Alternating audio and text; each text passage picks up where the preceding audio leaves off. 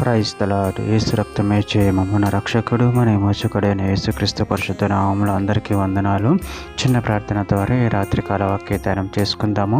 పరిశుద్ధుడ మహాగణుడైన దేవ యేసయ్య, సర్వాధికారినైనా మీకే వేలాది వందనములు కృతజ్ఞత స్తుతి స్తోత్రం చెల్లించుకుంటున్నాను.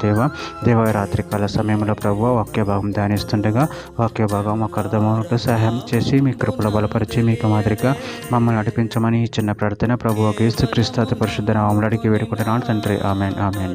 అపోస్తల కార్యముల గ్రంథం 2వ అధ్యాయం 21వ వచనం. అప్పుడు ప్రభువు నామమును బట్టి ప్రార్థన చేయు వారందరూ రక్షణ పొందుదురు అని దేవుడు చెప్పుచున్నాడు. ఆమెను. దేవుడి వాక్య భాగం దీవించును గాక. ప్రభునందు ప్రియులారా, ఇక్కడ వాక్య భాగంలో గమనించినట్లయితే అప్పుడు ప్రభు నామమును బట్టి ప్రార్థన చేయు వారందరూ రక్షణ పొందుదురు అని దేవుడు చెప్పుచున్నాడు.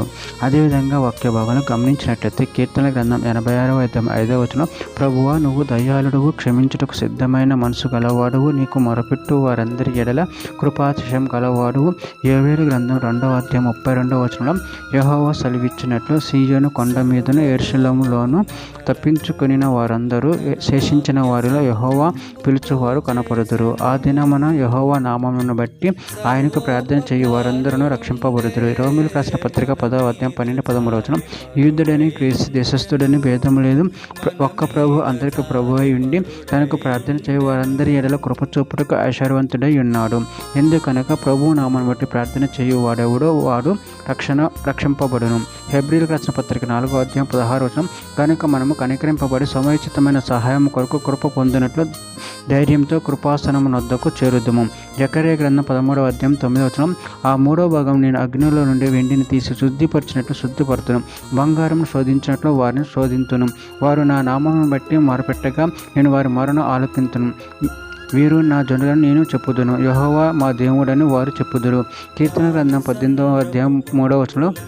కీర్తనుడైన యెహోవాకు నేను మొరపెట్టగా ఆయన నా శత్రువుల చేతుల నుండి నన్ను రక్షించును. ఆదికాండం 4వ అధ్యాయం 26వ వచనం. మరియు చేతునికి కూడా కుమారుడు పుట్టిన, అతనికి ఏనోషు అని పేరు పెట్టెను. అతడు యెహోవా నామమున ప్రార్థన చేయుట ఆరంభమైనది. చివరిగా ఒక మాట, ఇర్మీయా గ్రంథం 33వ అధ్యాయం 3వ వచనం. నాకు మొరపెట్టుము, నీకు ఉత్తరమిచ్చుదును, నీవు గ్రహింపలేని గొప్ప సంగతులను గూఢమైన సంగతులను నీకు తెలియజేతును. ఆమె. దేవుడి వాక్య భాగం దీవించిన గాక. చిన్న ప్రార్థన చేసుకుందాము. పరిశుద్ధుడ మహాగణుడు అనే దేవసేనాయన, మీరు ఇచ్చిన వాక్యదాన్ని బట్టి ప్రభు కృతజ్ఞతలు చెల్లించుకుంటూ నీ నామమును బట్టి ప్రభు ప్రార్థించేవారు శక్తిని వలన మాకు అనుగ్రహించి మీ కృపలో బలపరిచి మీకు మాదిరిగా మమ్మల్ని నడిపించమని చిన్న ప్రార్థన చేసిన నామమును అడిగి వేడుకుంటున్నాను తండ్రి. Amen amen.